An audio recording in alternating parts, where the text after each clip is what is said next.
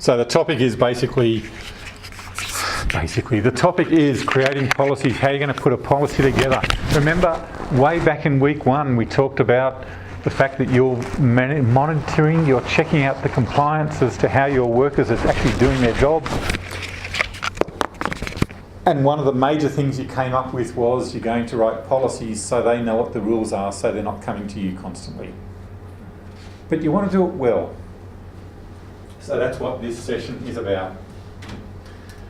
There's a lot of different learning outcomes about monitoring compliance and so on. We're really mainly focusing on that third one, which is developing and communicating policies and procedures.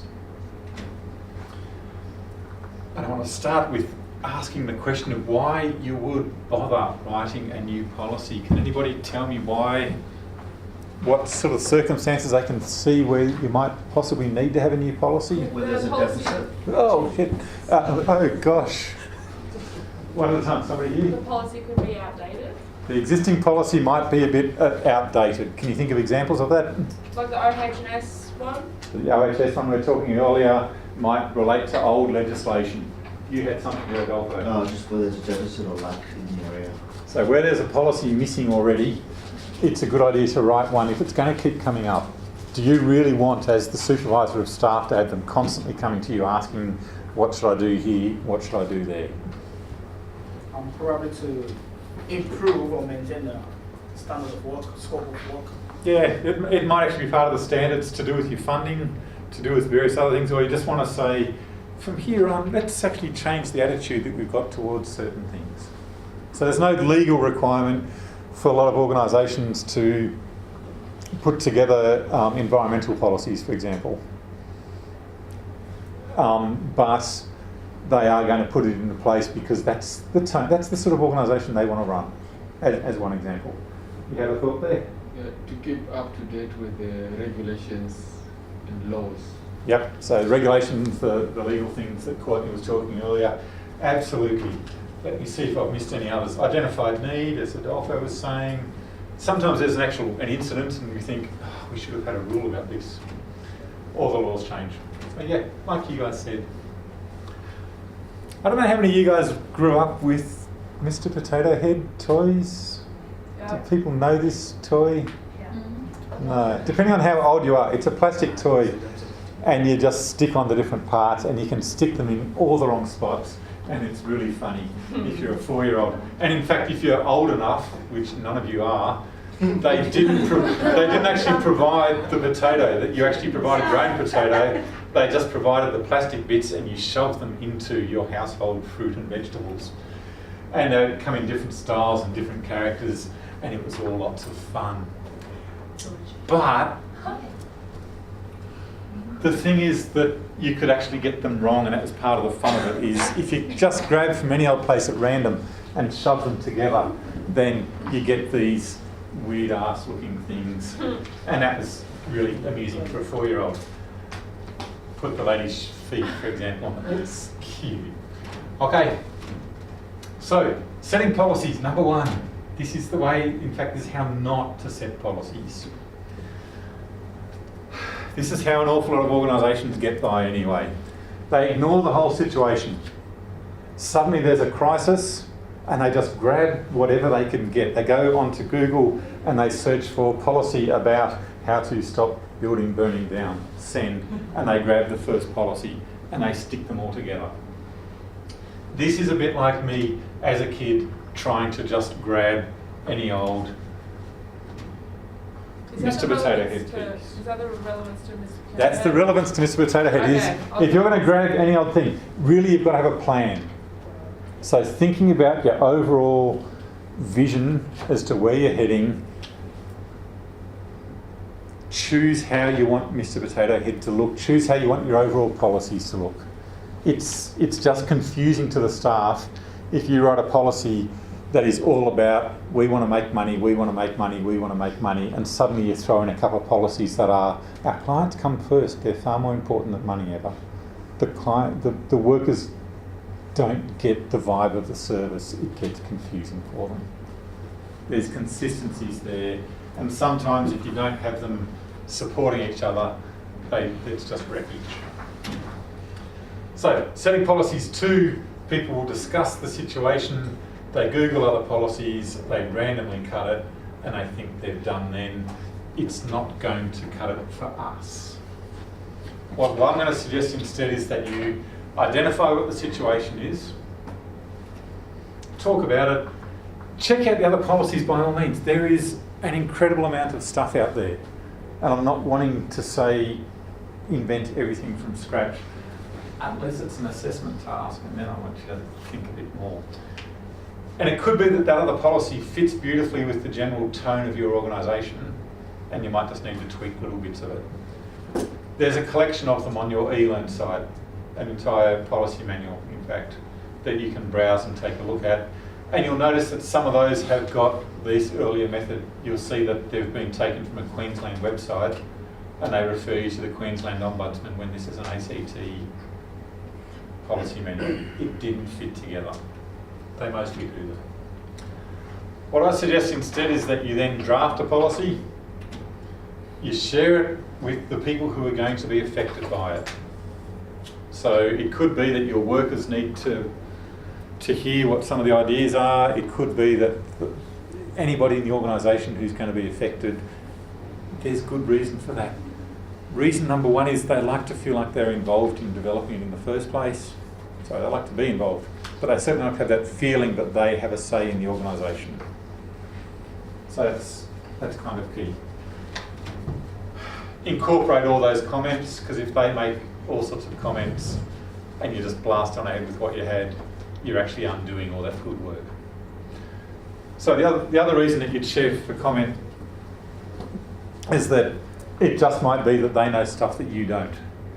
Don't think as the policy writer with all of this power that you're just so damn clever that you'll be able to think of what needs to happen.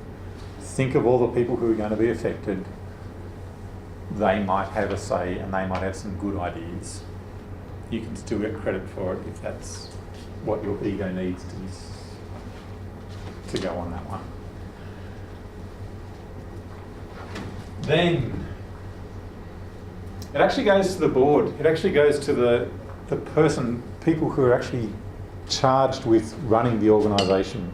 So in a community service organisation, that's typically a bunch of volunteers who might only meet once a month.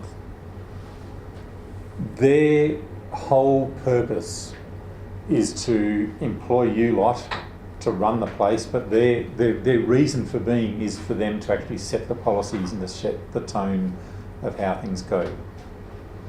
They're steering the ship. You're the sails, you're the oars, you're the whatever. You're doing the work, but they are setting the direction as to how the organisation has to go.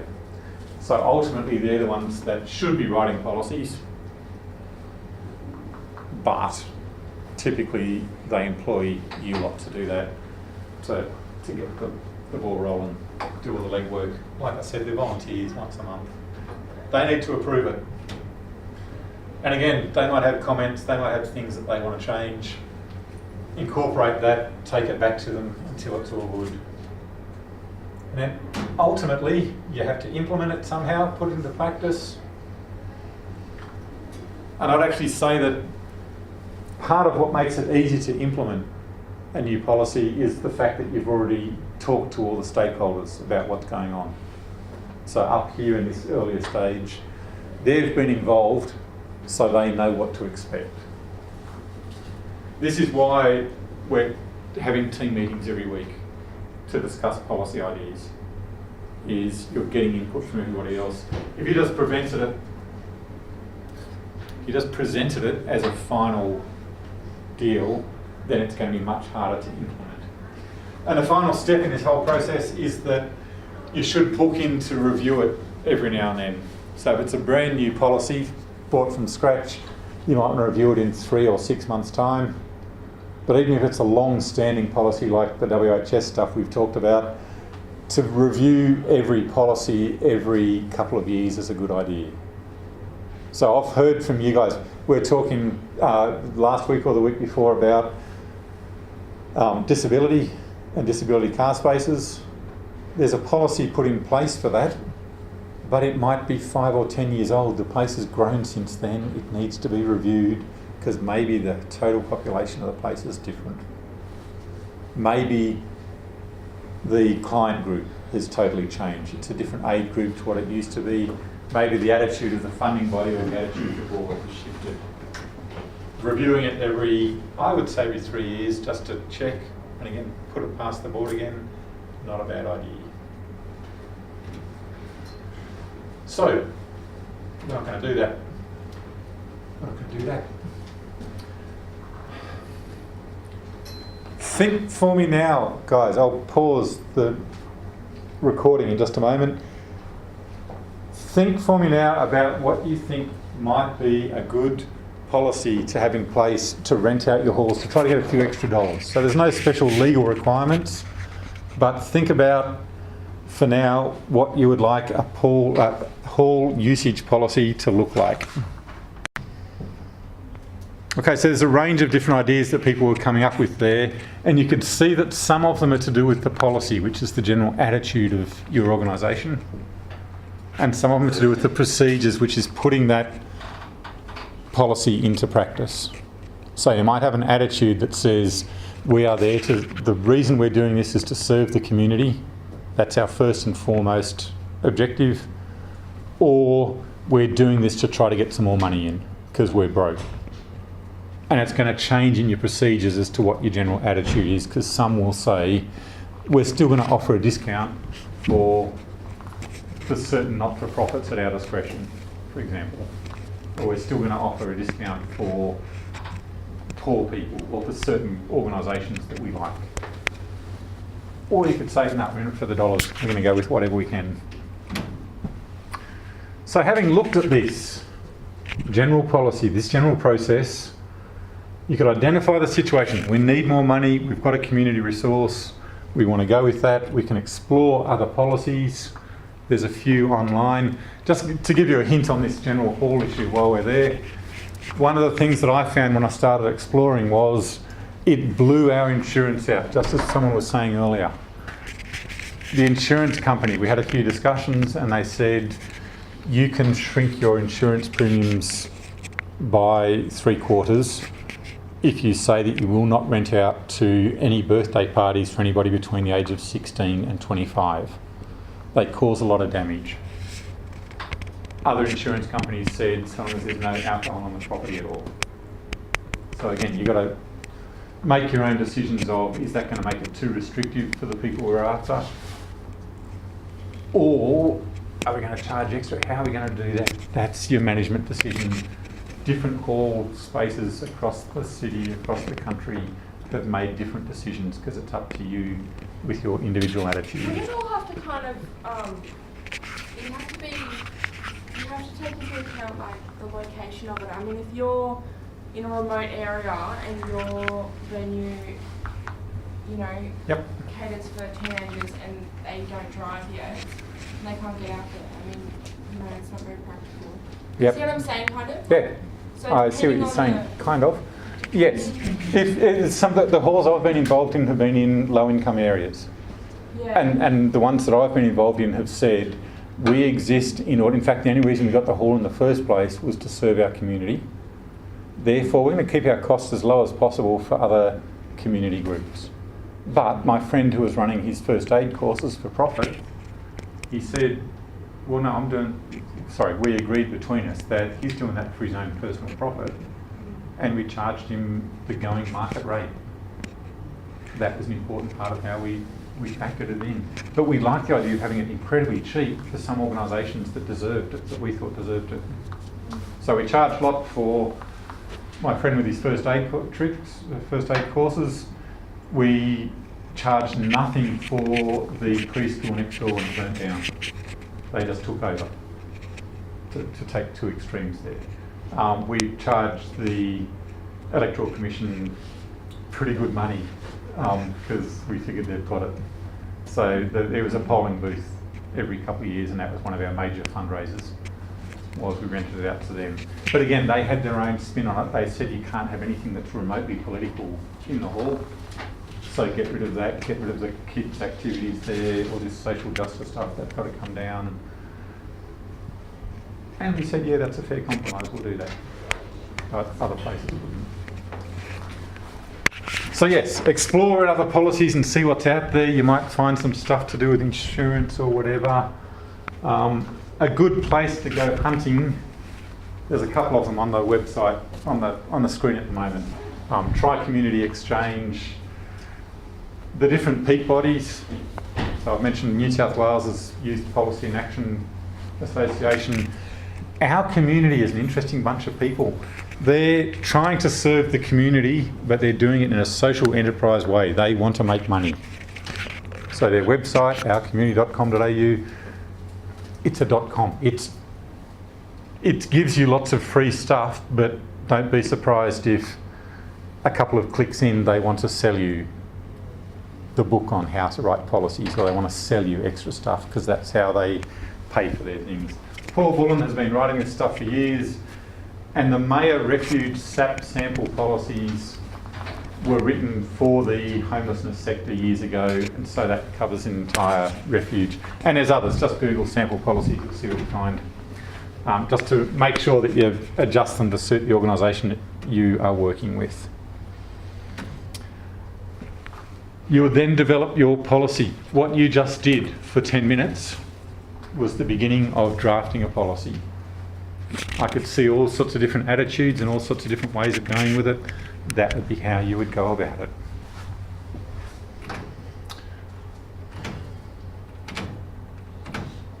My mistake, sorry about that. Share it with everybody who'd be involved. So we're going to do a role play next week, but basically it's reliving a scenario where an organisation existed, it had several halls, it decided to say we're going to make all the money we can, and the services run by that own organisation had always treated the halls as their own private workspace, and suddenly there's all these strangers coming in wanting to take their tea and coffee and to take over their space and to crowd things out. Because those workers weren't consulted with, it was uproar for 6 months after that happened. So again, if people have the draft shared, they are more likely to incorporate. Sorry, you're more likely to incorporate, they are more likely to live with it.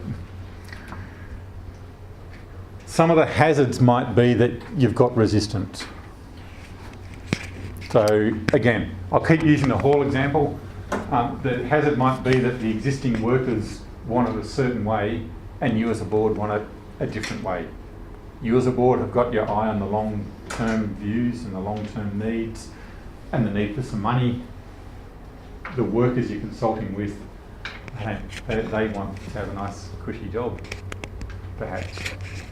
So there's going to be some dramas with consulting, but nevertheless it's a good idea. The cost of consultation, it takes time, you need to get people together. The dominant voices, we call them, the people who want to stand up at every town meeting and have their say. Look, they're great assets sometimes, but they're a bit of a pain other times. So that's why, it's basically, your organisation might actually have values around consultation. You might have values around this being a democratic place and being open and transparent. So that's why you would consult. But it might be that it's more effort than you want. It might be that the policies themselves become better quality. It might be that you get a lot more acceptance of your policy. And it might be that you get more of a consensus. Everybody agrees because they've all had a say. And it might be that it confronts the people who would disagree with it. So rather than bringing in your policy and then having this backlash of people against it, by consulting with them early, they've had a chance to be heard and to be listened to, maybe to influence the policy. It's got some benefits there.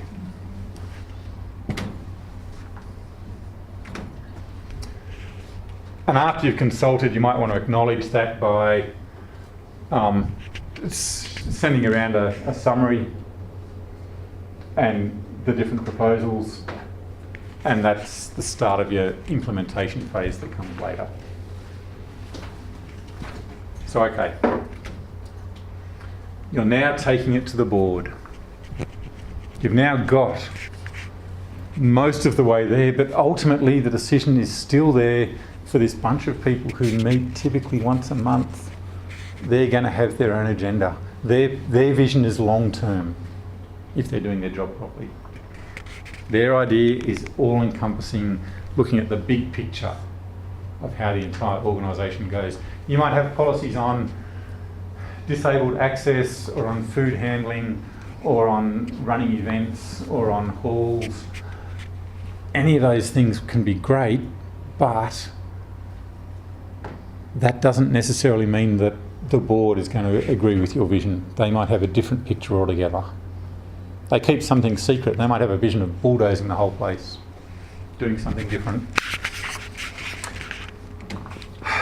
But let me introduce you to the board. Their focus is going to be to look at the policies, make sure they fit with the whole picture. I characterise these. I have a stereotypical picture in my head of what the board looks like. Regardless of what they actually are, I've got this stereotypical picture in my head. And I start with having, so if you can imagine, in fact, if you want to draw it for yourself, imagine somebody who is totally obsessed with the policy, is totally obsessed with best practice, the person who nothing else matters, they want to fit with the vision of the joint. They're going to veto anything that goes against the best practice. They're going to veto anything that goes against their mission. They want to be totally ideal centred. Imagine that person is on your board, because he's going to stop anything that's out of whack with where he sees things. If you're going to work with him, then when you're putting a proposal forward, remembering that there's that ideal, for me it was Gandhi, but for you it's whoever you want it to be. When I picture him on the board, when I'm proposing a policy, I need to think he's going to kill it if I don't make it clear that this is for the good of the community, or whatever the vision and mission of the organisation is. But if I can't get it past him, it's not going to happen. I can spout all I like that it's going to make a fortune. He's not interested in dollars, he's interested in ideals. But also on the board, we have an administrator. This person is obsessed with the administration. They're going to look at all the tricky parts as to how you're actually going to put it into practice. So I heard people earlier saying you'd have a policy that says you're not going to rent out to anybody, any younger age parties, or you might have a policy that's if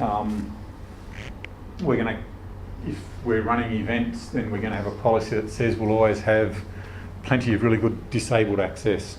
She doesn't care. She's a little bit different to the first guy. He's interested in the principle. She's interested in, yeah, but how can you actually do that? How do you actually put that into practice? Can you really have wheelchair access up to every stall? If you're going to do that, then we need to think about the grass and the ground and the bogginess. We're going to need to think about, she's closer to the barbecue. She might need glasses to stop splatter because she's lower down. She's thinking of the practicality. She's thinking of administration. So there's two different things you've got to look at there. Actually three, because there's also this dude whose only focus is the dollars. He looks at the finances and he's always going to be saying, lovely ideals, you can put into practice, that's nice. My focus is on the dollars. So your strategy for working with this guy is show that you've thought about the dollars. You can have the most idealistic program in the world. He's going to be saying, how much is this going to cost? Where can I get my money back? So, and there are tricky ways around that. If you can keep your staff for longer, then that saves money. So if you're going to put together a proposal that says, I want to have policies that are really good for the workers,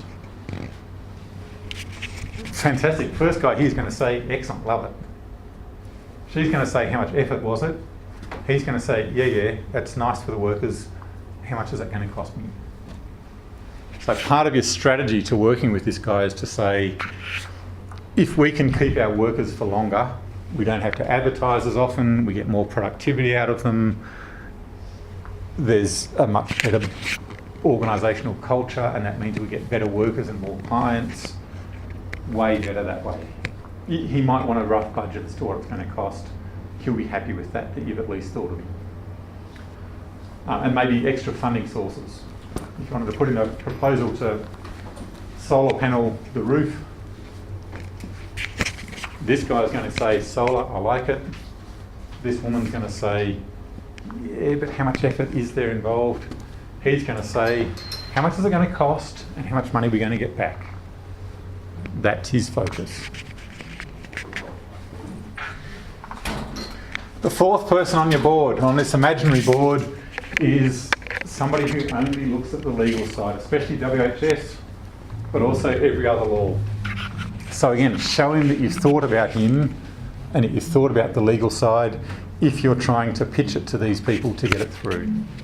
It's not bad filters anyway. If you're not pitching it to a board and you're just writing a policy in your own right,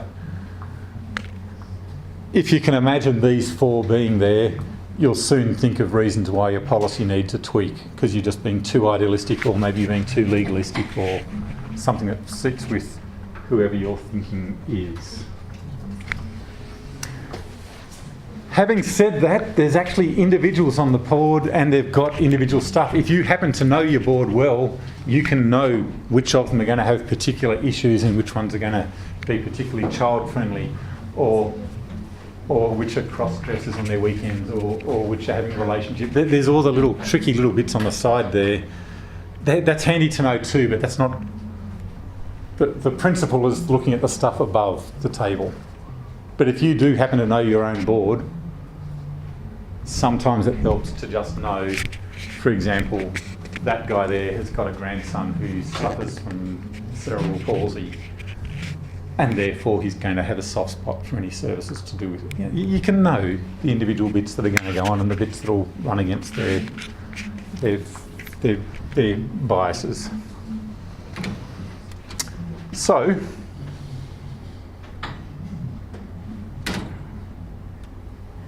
you've already talked about the hall.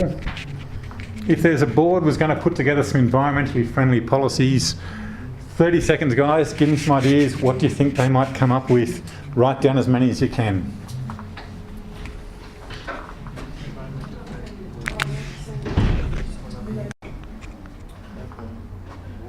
Okay, tell me some of the ideas from over this end of the table. What did we have?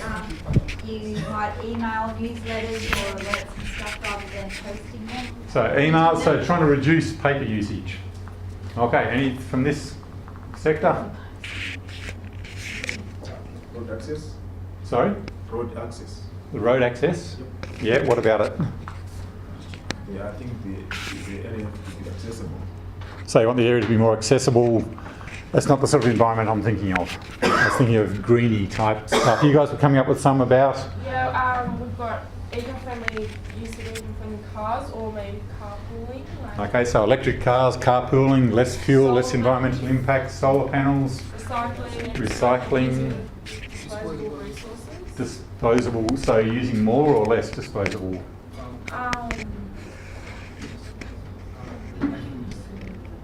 It depends, like how it depends. Okay. For some, we can use more. Reducing waste. Okay, so typically the answers that people come up with are recycle bins. To have recycle bins at the desks and the photocopies. To have recycle bins near all the eating spaces, to have water tanks, to have solar panels. And the cars, electric cars, would also fit within this sort of criteria.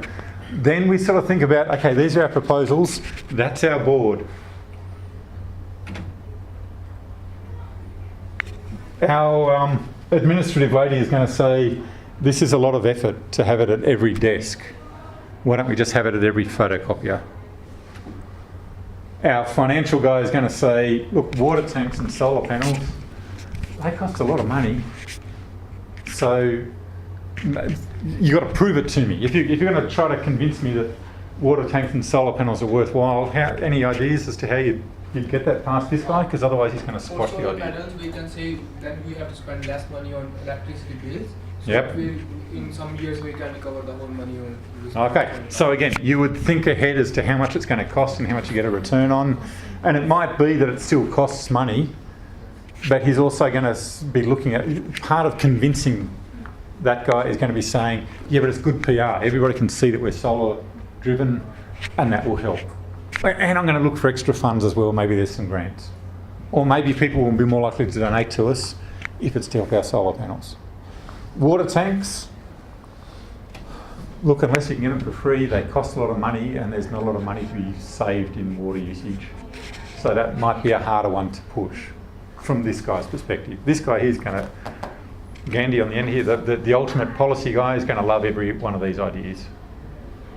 The administrative person is going to go, yeah, recycle bins everywhere. Who's going to collect these? How hard's that going to be? Is it really going to work? The legal guy at the end is going to be thinking about WHS. Is there any hazards in all of this? Is there any things that we need to be watching out for? Is there actually legal compliance stuff that says in order to get funding we have to have a certain amount? Because in some government areas that's exactly what you need. That's the thinking. Taking it to another space, family-friendly programs. I'll give you 10 seconds. Okay, you've had long enough. Family-friendly policies, let me just pause again. Just get some few toys and all that. Yeah. Or playroom. Okay, so a playroom is going to be starting from the left. Hey, family-friendly, I like this stuff. How hard's that going to be to administer? Who's going to clean up after all these little ankle biters? Is that going to cost us a lot? Is there an insurance issue? And on the end there, yeah, what's WHS? What are the legal repercussions of having children on the worksite running around? That will rule out a lot of it. But what the organisation I'm thinking of came up with wasn't too far different. They said, the staff said, and they agreed, this is going back a few years now, so the law has actually caught up with them. The staff said, look, to be honest, when our kid is sick, we're going to take a sick day off. We're going to do this anyway, okay? This is just what we do. This is what parents do. It'd be nice if we could actually be honest with you, and rather than pretend for us to be sick, we can take that out of our existing sick leave allocation so it's not costing you a cent extra. If we can just be honest and say, my kid is sick, I'm taking the day off. Policy decision, they couldn't see any legalities, it ran with.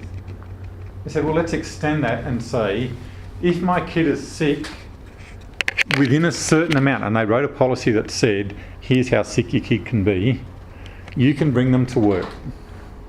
Or if your kid is little, you can bring them to work so long as you remain fully responsible for them, so long as it's not distracting anybody else, so long as, and the agreement that I had, my kid was just a little baby or toddler at this stage, they said, okay, if you bring her to work for 8 hours, we're going to rely on your honesty and in negotiation with your coordinator.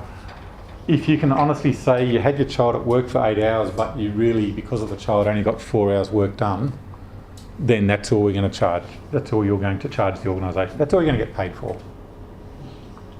That cost them nothing. I did 4 hours work for 4 hours pay. I was far more likely to stay on working because this place encouraged me. Some of their policies cost them just a little, and we argued that with the financial equivalent of that third guy along, to say welfare work typically involves a female workforce who are young. The more we can keep people with younger kids, the less it costs us in recruiting more, the more people want to, people are clamouring to work for our organisation because it's a good employer. So they actually benefit in lots of other side ways, and it costs them in little ways. There's only a few times I had my child at work for the 8 hours, and I could say at the end of the 8 hours, I worked 4 hours. But the truth of it was, all the women around me, good and garden, played with my child. I think I actually owed them money at the end of the day because they had lost work.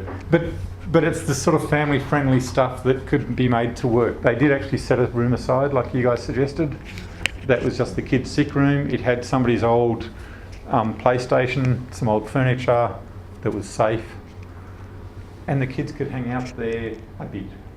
or a kid could have a nap there, or their parents still in eyesight of them. The parents still had to be responsible, but they found ways of working on that. If you bring a sick kid to a workplace, what do you mean that everyone's sick? So long as, that's right, that was part of the policy, well done.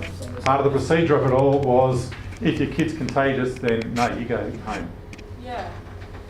That was worked into the policy. If you want to check your sample policy manual, I think it actually has got a children in the workplace policy. So you can see that that was one that was stolen, that was borrowed, it's taken from a child-friendly workplace website and adapted to suit the organisation that I'm talking about. So again, you're not just copying holus bolus from websites, you're adapting it to suit what your particular workplace is like. That's the process. You've got a template there. The benefit of having a template, I'll just quickly tell you because I know you're trying to leave. The benefit of having a template is that it makes sure that you've covered all the essential areas. It's a generic template you can base all your policies on. It makes sure that you've got all the bits you want. Give your policy a name. So the sick children at work policy, or the personal and medical privacy policy, or whatever. Something descriptive so that people can easily find it. Reference number is handy because this year's privacy, personal and medical policy might be different to last year's. If you've got a number, then you can differentiate the version control and so on. So this particular one has got a year built into the number. That way you can tell when it's due for review, because my fictitious organisation reviews its policies every 3 years. The general policy statement is the overall principle, it's the overall attitude. It should typically start with our organisation values this thing, or we think it's important that this happens. So that when people follow the procedures, they still remember this is the principle we're after ultimately. You can get legalistic and follow exactly the rules, but that's the general statement. 1998, when the Privacy Act first came out, I helped several organisations because they were all told you must have a privacy policy in place. And it was really sad because their statement was, under the Privacy Act, we have to have a privacy policy. Which, think about the attitude difference to that compared to, we value your privacy so much that we will protect all of your personal information. There's an attitude, so it's about values in this space. Valuable also to have a couple of examples there.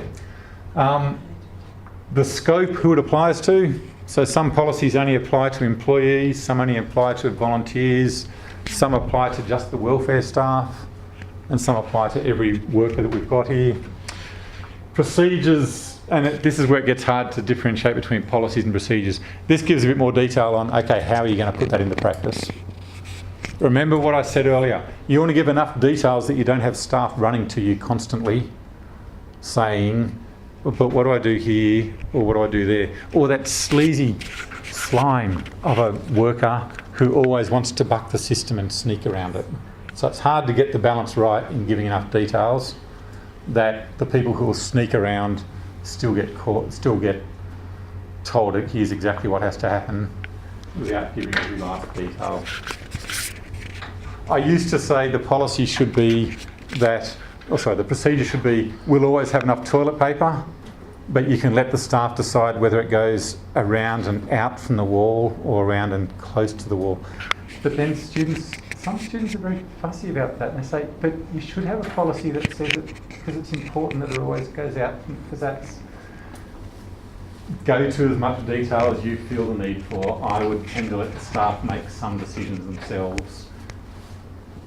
You end up in a very tight space when you write too many details. Nevertheless, that's what the procedure space is about. Any other things that relates to? So this is a privacy policy and it relates to the consent form, to the permission to share information, to requests for information. Likewise, any other policies or any other laws. This is valuable because if the law changes, you can look at your policy and go, oh, hang on, that was based on the old